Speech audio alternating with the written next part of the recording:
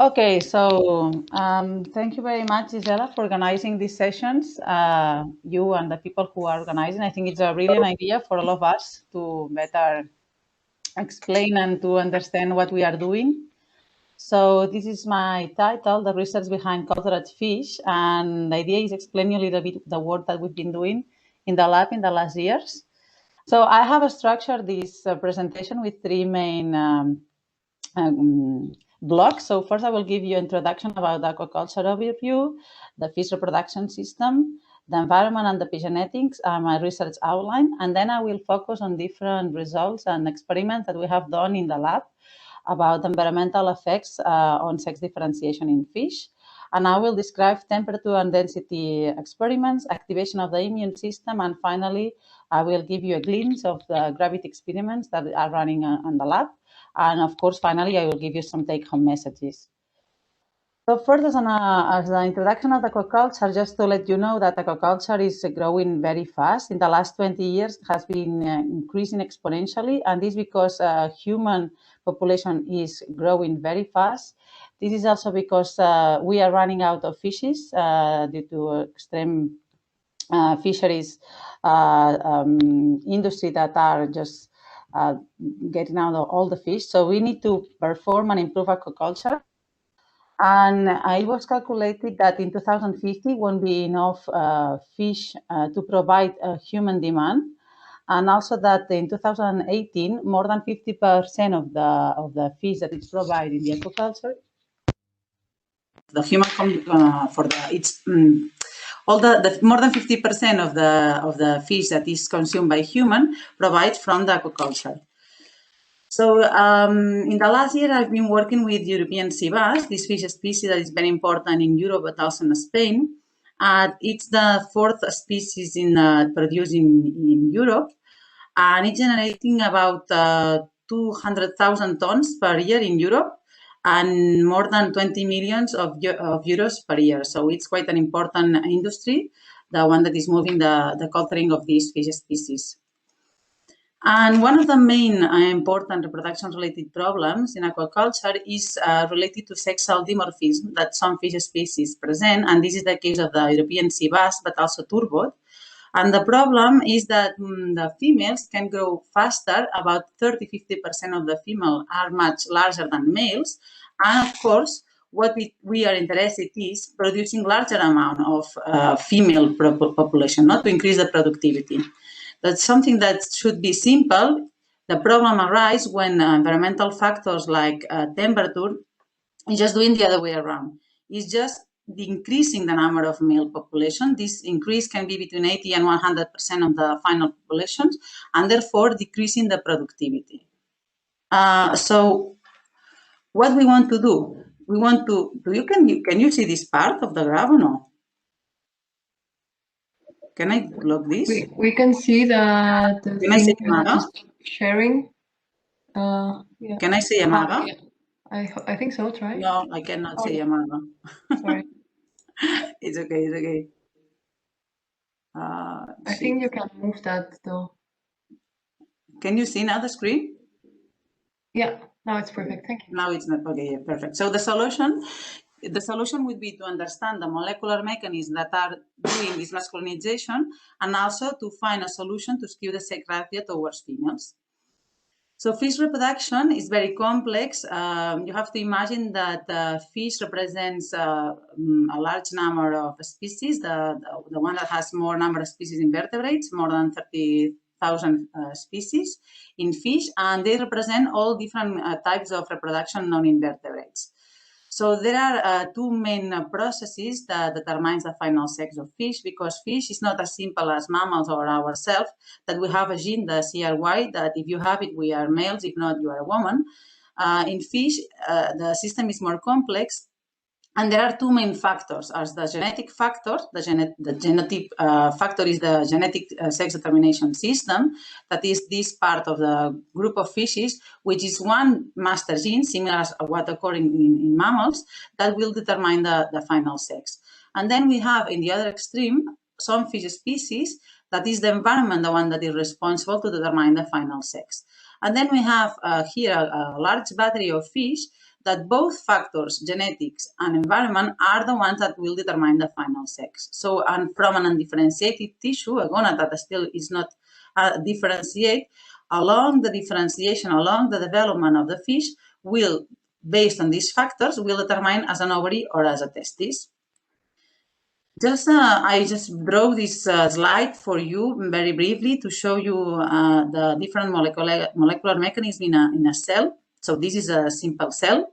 So we have the DNA, we have the RNA. So this is a basic molecular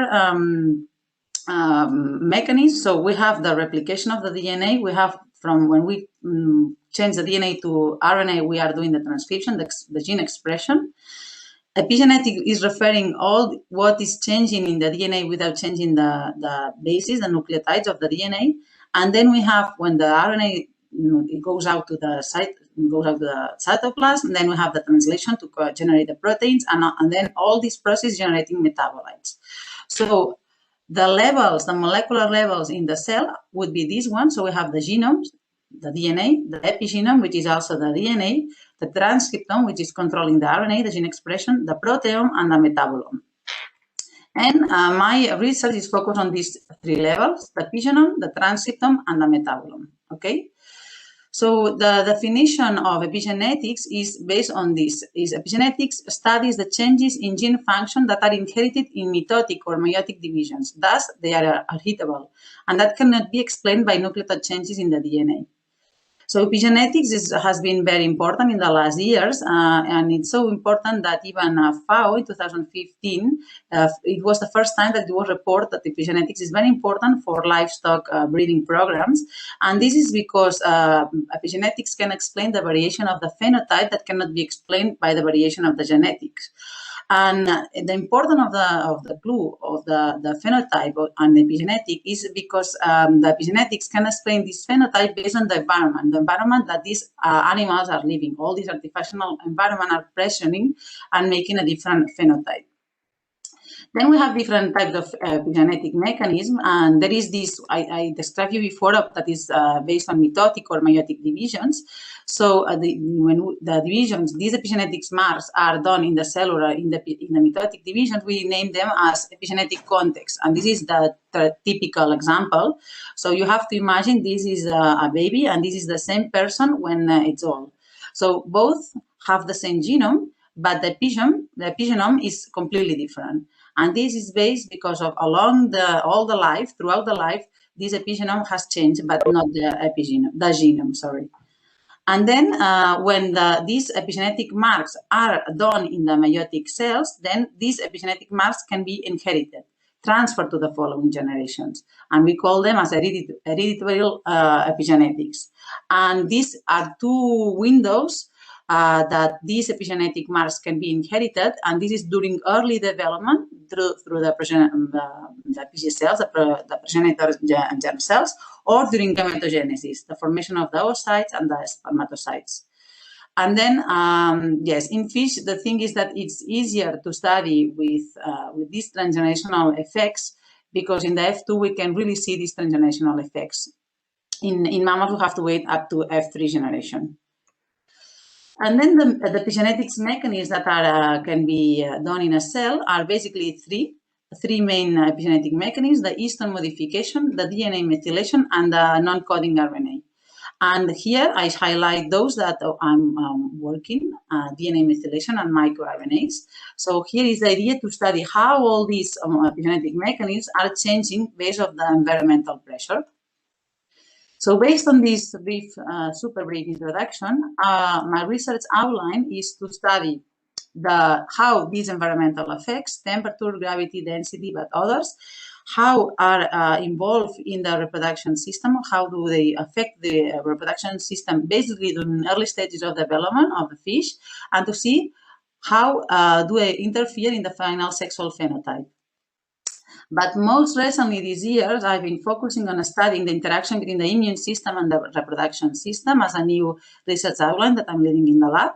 And the idea is to see how this interaction can also change the sexual phenotype, And I'm studying this for identifying the molecular mechanism, genetics as mentioned, also transcriptomics and metabolomics, to see if these molecular marks can be transferred to the following generations, with the idea of identifying molecular markers that can help us to improve aquaculture.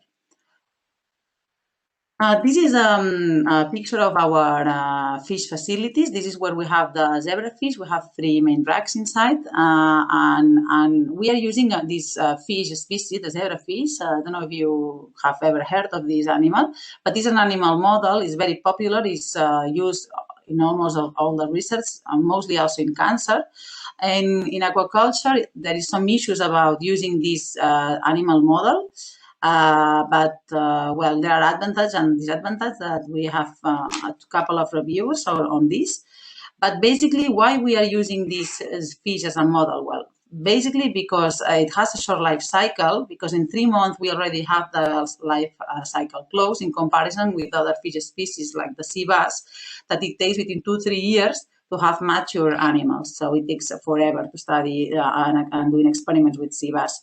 And also because in zebrafish we have a lot of eggs per clutch, so about 200 eggs, so it's quite easy to program experiments.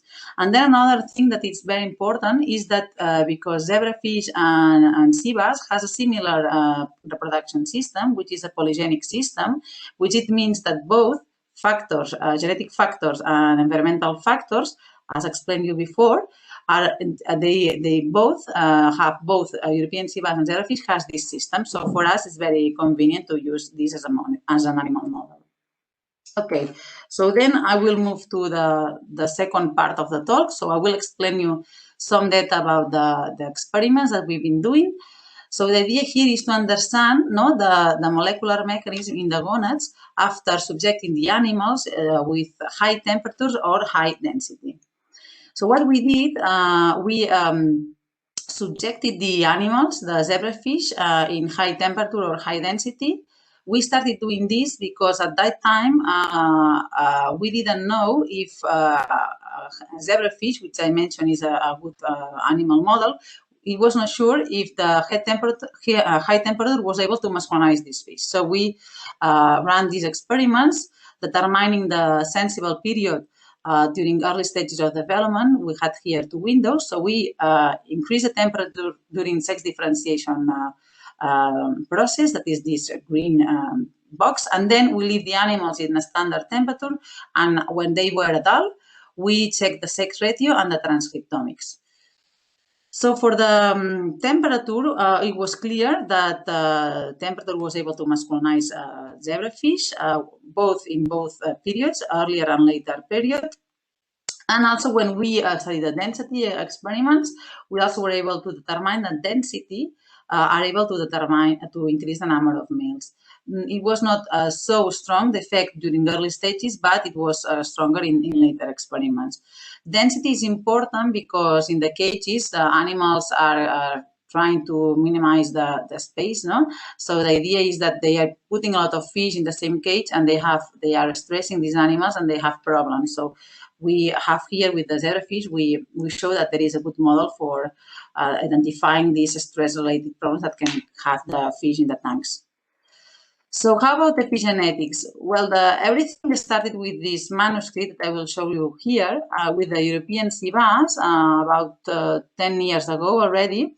So we had the idea of trying to understand how this masculinization that occurs in fish due to temperature is later translated to this masculinization. And we thought that the molecular mechanism, that it was not, before it was not very well described, it was maybe the epigenetic mechanism. And we studied the DNA methylation of one gene, the aromatase, that it's very important to differentiate the ovaries. So if you don't have this enzyme, aromatase, you don't have ovaries, you don't have a female. So what we found when we look at the methylation levels of this aromatase gene, this what we did was we subject the European sea bass during early stages of development, and then when they were differentiated, so they will have ovaries or testes. 1 year later, imagine 1 year later, only 60 days here, we apply the temperature, we leave them to grow, and then 1 year later, we check the DNA methylation levels. So surprisingly, what we found was that females that were subjected to high temperature, they had large number of cells that the aromatase was more methylated, an hypermethylation of this aromatase gene that was found in the ovaries of these females. There is the dogma that when you have more number of the increase of methylation in a gene, in the promoter of the gene, the expression decrease. And this is what actually happened. We had more methylation in this region of the genome, and it translated with a less expression of this gene. So we proved for the first time in fish, and this has been a very important paper, to identify for the first time that the environment was able to modulate the DNA methylation, to alter the gene expression, and therefore to change the sexual phenotype. So based on this paper, a lot of manuscript has been done so far during these 10 years. And here the idea was to study, okay, what's happening with zebrafish. So with these studies, with the aim of further understanding the temperature effects on fish, we had this Alejandro Valdivieso, this thesis that I co-supervised, and we studied the effects of the temperature, the DNA methylation changes during further generations. Now, the question was how these mechanisms due to temperature are transferred to the following generations. And with Tosca van Galderen, that is oh, sorry, this is not published. This is an error. So the thesis that I'm directing now with with Tosca, that Tosca just started this year. So she is doing another epigenetic mechanism. She's studying the expression of the microRNAs, the microRNA expression. So I will show you a little bit this data. So with Alejandro, what we did was to study these transgenerational effects. We applied temperature at the degeneration, the first generation. They will leave the animal to grow, and then we start breeding them with only at temperature, control temperature, 28 degrees. We checked this with 7 different families, and as a result, we found what expected. As we saw previously, that at the progeny, we had a masculinization. This is the percentage of male. This is high temperature and blue control. So we had high temperature, high number of males, masculinization, but this masculinization was not significant in the F1 generation. And in F2 generation, the epigenetic mechanism or the sex ratio was completely washed out. So here there is a long deviation. This is explained because zebrafish has an important factor, a genetic factor. So depending on the family that we studied, we found difference between the parental and the F1 generation. But see that here at F2 is totally abolished. When we look at the molecular level, we look at the global testicular DNA methylation. What we found was this interesting picture that's kind of difficult to understand in a biology way. But so what we found was no significant difference in the methylation level of the testes of those parental animals. We found difference of epigenetic difference in the testicular of F1, very clear, an hypomethylation. And then it was this going back again. So we show that it was, and for the first time, that there is a multi-generational effect, but it's not transferred later in the F2. Then for the microRNA expression, what we did was we wanted to compare zebrafish and European sea bass. So we did the same experiment, early development, high temperature, then we leave them to grow. And we dissect ovaries, testes, we extract microRNAs, and we make this Illumina sequencing that you get 1,000 and millions of sequence that you have to assemble. You have a lot of bioinformatic work here, but then you have good data.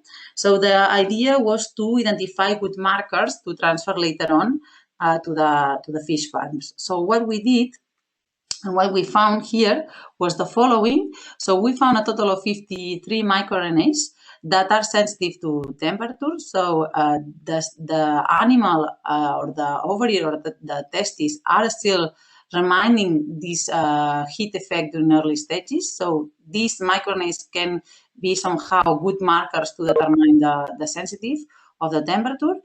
In zebrafish, we found a total of 24, 23 for ovaries and only 1 for testes. Here is a heat map of the expression, differential express of these microRNAs in control and temperature.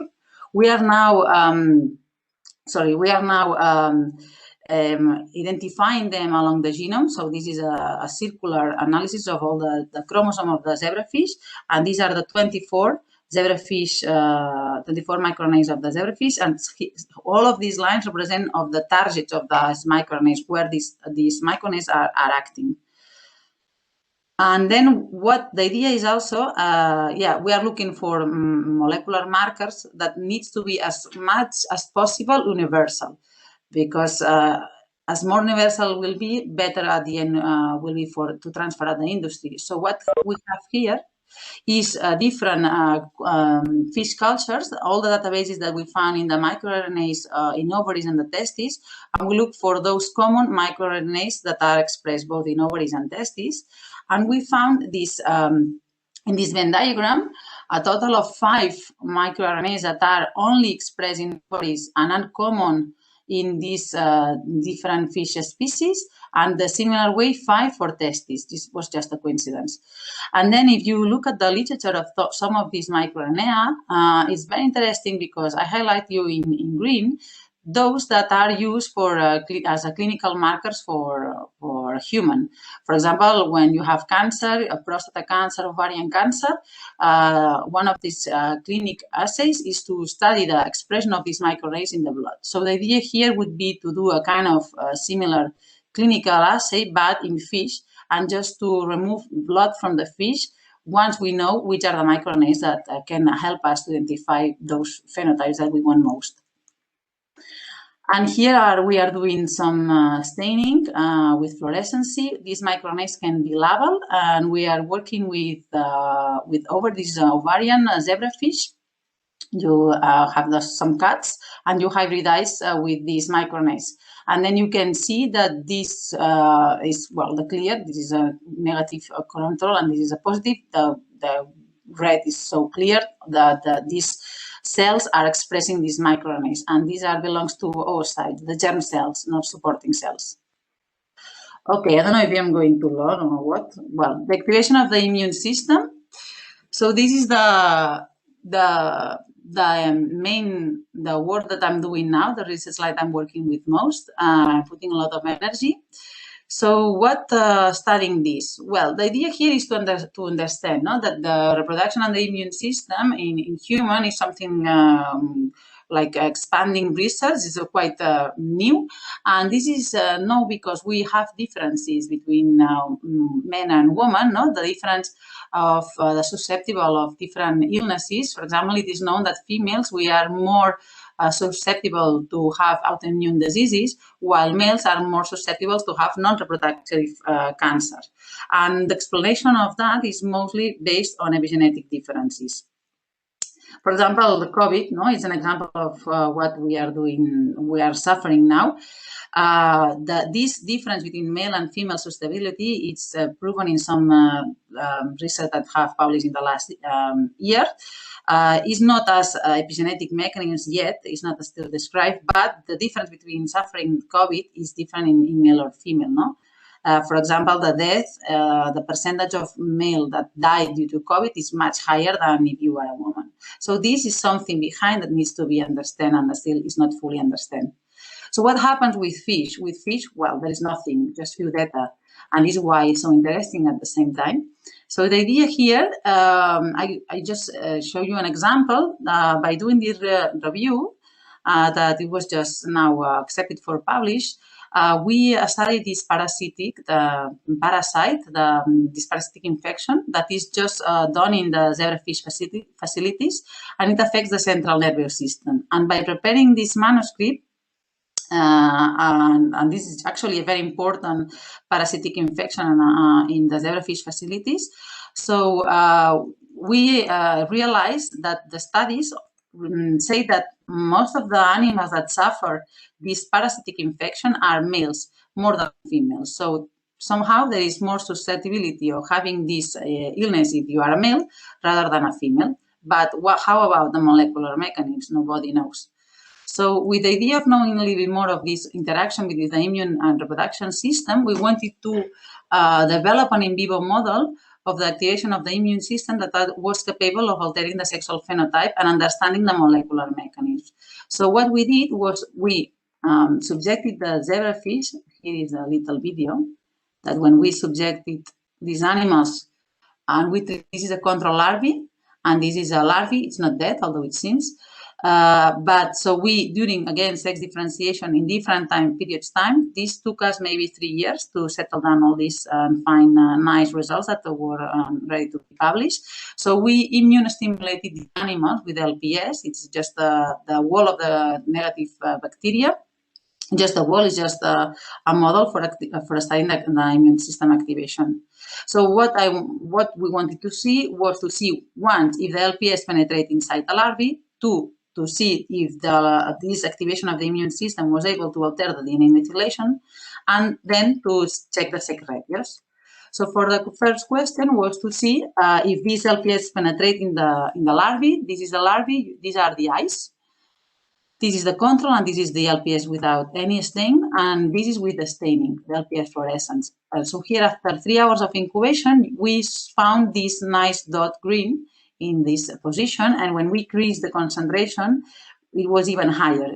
And these are the gills, belongs to the gills, showing that this LPS is going through the gills, and then it goes to this green spot. So this spot belongs to the glomerulus, the pronephritic.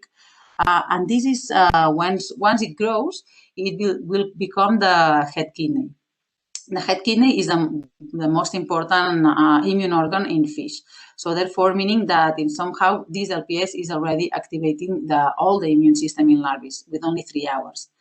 And also only after 3 hours of incubation, we check the methylation levels, and we saw that we studied the methylation level in the similar way that we did with aromatase, I explained you before, some immune genes related to the immune system, the inflammation system. And we found that there was an hypomethylation levels of the hypomethylation after the LPS treatment in this gene, the Cas9, and a similar way the interleukin-1 beta, only in one of the markers of the CpG that we studied. Only this one was differentially methylated. But now we are trying to better understand if they can give us some idea of as a good markers. And then for the sex ratio, we did several experiments, several strains of LPS, several doses. I'll show you the ones that had some significant at the end, some difference. So, well, basically we found these 3 doses with the Euromonas hydrophila, that is a typical bacteria that affects the fish in cultures. So we didn't find, this is % of male and control and LPS. We did not find differences in the sex ratio after low concentrations, but after 75, it was a clear feminization after LPS treatment. So this was a kind of a very important, very exciting result. When we increased the concentration, it was a kind of a tendency of decreasing the number of males, but it was not significant. So somehow we know something is happening, but we are still looking for trying to define better the dose and which is the LPS, the better LPS to work with. Okay, and then the gravity. The gravity is something very new that we are working together with Guillem, and this is just the beginning of what we all have created with SONet. So here we wanted to study the effects of gravity on fish sexual development and to understanding the molecular mechanism. Now we have in the lab Marcela Salazar. She's a PhD student. She just started in January, and she's doing a master in genetics in the UAB. So what we are doing so far? Well, basically we are just preparing the system to generate hypergravity, and the idea is to grow the fish with these hypergravity conditions. We have both this machine already, this rotor that should have arrived today, but I think it didn't. And then Guillem is doing this nice centrifuge with the idea of also adding tanks here to allow us to work with bigger animals. Yes, so I think it's very good demonstration. So what Marcela has been doing the last weeks, she basically has been reading a lot. So this is summarizing what she has been looking for all these papers. So here is the different number of studies that are known and published now. So we have 2 types of gravity, the hypergravity and the microgravity. And this gravity affects a different system. So it affects the heart, it affects in the immune system, in the bones, in the ear, in the nervous system, in the reproduction system, in the eye, and the digestive system. So now we are identifying which are the studies that have been done in fish so far.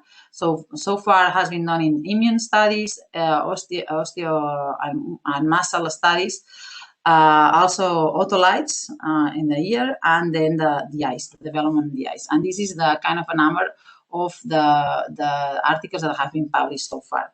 Most of them are related to microgravity because are those done in space, and here, of course, those that are done on Earth. So the working plan is, after some brainstorming, we divided this experiment in 3 main periods during fish development. So we have the first stage, 0 to 6 days post-fertilization, 15 to 35 days post-fertilization, that would be during sex differentiation, and in adult fish, 90-day PF when they are already mature. So now, Marcela, we are going to work with these early stages of development, first because it's easier, then because we don't have to ask ethical permissions. So the idea here, it will be to, once we know all these centrifuges, how it works, we will study physiology aspects like hatching rate, survival, teratology, and biometry of these fish during subjected to gravity, and also we'll study the transcription, the gene expression of some genes that related to development and also sex, and also we'll focus on some epigenetic studies. And just to take home messages. So first, that many research is behind of cultured and model fish species. So now when you are in front of a dish cooked sea bass, you need to think that maybe, in fact, there is a lot of research behind this fish. Then that the environmental factors during sex differentiation are able to alter secretion in fish. And in zebrafish, we know that the temperature and also the high density are able to masculinize the zebrafish. And it seems that the feminization can be achieved by immunostimulating the zebrafish during sex differentiation, but further data needs to be done. Then we are working to identify these markers, both DNA methylation and microRNA, for selecting the best phenotype to improve aquaculture production. And then we will keep you updated for these gravity experiments that we are doing together. And just give the knowledge, and this is the group of biology of reproduction that I belong to. All the people that belongs to, this is led by Francesc Piferrer, and this is my team that I'm leading. Tosca Van Gelderen, she's a PhD student. Carla, that she's a high master student, has a grant. Marcela and Nuria. And then all the collaborators that we have, I have this national and international collaborators that are, without them, wouldn't be possible to do all this research. And of course, the funding that I have at IP, very important. And thank you. Thank you very much.